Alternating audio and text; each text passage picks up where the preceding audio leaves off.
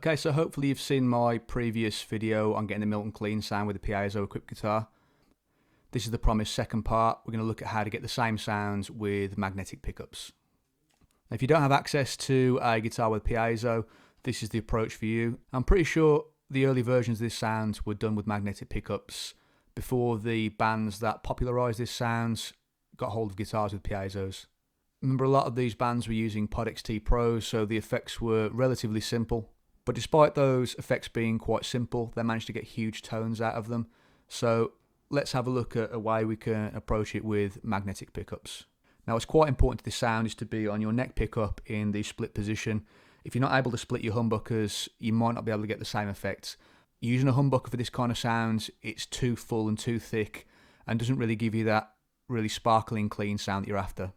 Just for reference, these are Lundgren M7 pickups in a Keys LA7 guitar, but I've got similar effects with pretty much every guitar and every pickup I've used. The important factor here is to be able to split the coil.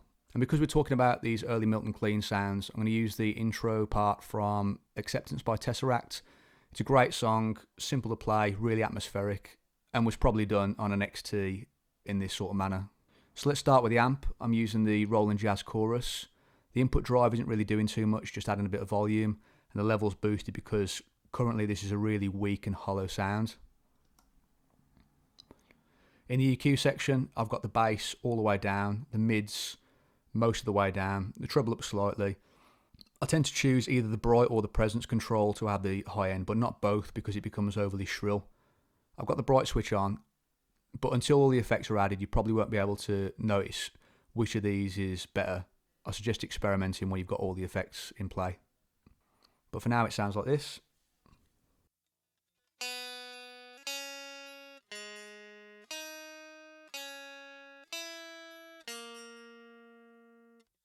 It sounds really weedy and strange without the effects on. Let's go to the compressor. I've bumped the ratio up to 3, it's the studio compressor, and the filters just up slightly just to make sure no inadvertent low end affects the compressor.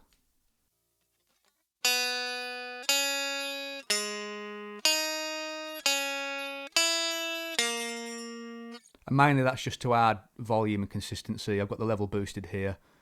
And it just means that when we're playing these relatively simple parts, but they're going to be repeated by lots of delays and reverbs, it just means they're just a little bit more consistent, a little fuller sounding, but without compromising this almost brittle, almost semi-acoustic sound we've tried to make by removing the low end and most of the mids.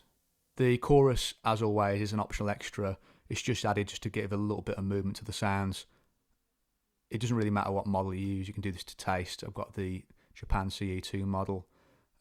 Quite a bit of depth, slow rate, and the mix is way down.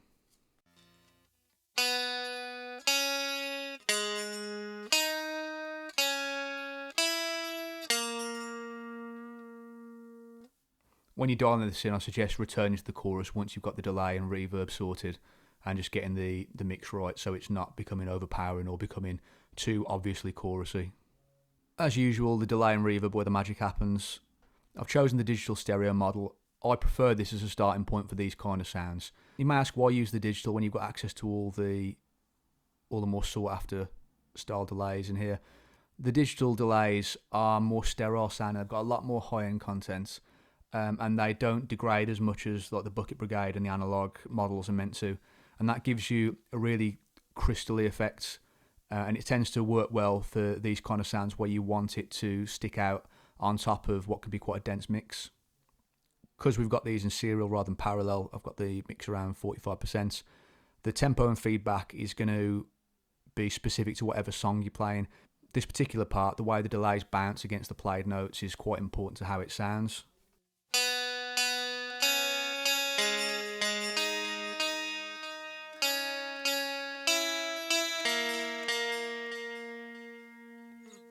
And last but not least, we've got the reverb.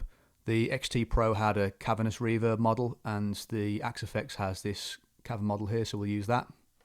You can go absolutely ridiculous with the time on these. I think nearly 14 seconds is more than enough, with a mix around 37%. This is what's going to turn it into that kind of atmospheric, almost soundscape kind of effect.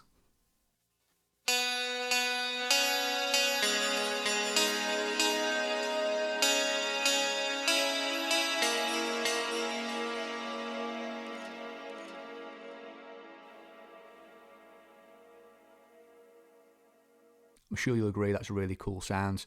And I find that it can be quite inspirational when it comes to songwriting, just to write simple parts with this kind of effect, and then drums and rhythm guitars just sound better when they've got something like this going on in the background.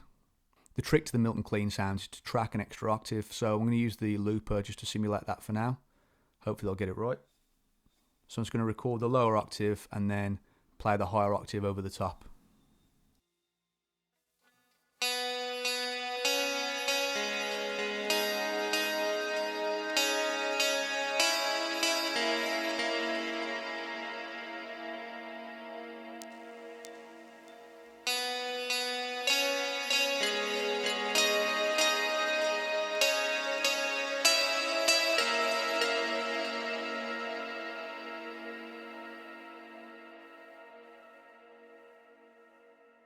I just want to quickly demonstrate the difference between doing it that way and using a pitch shifter, because the pitch shifter will give you a completely different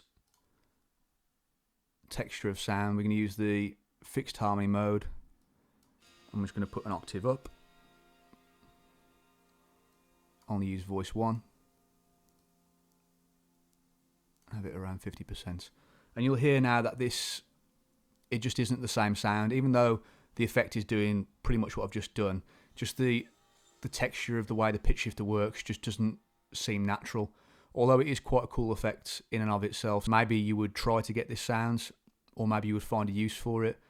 But for me personally, this doesn't replace tracking another octave. It's a completely different sound.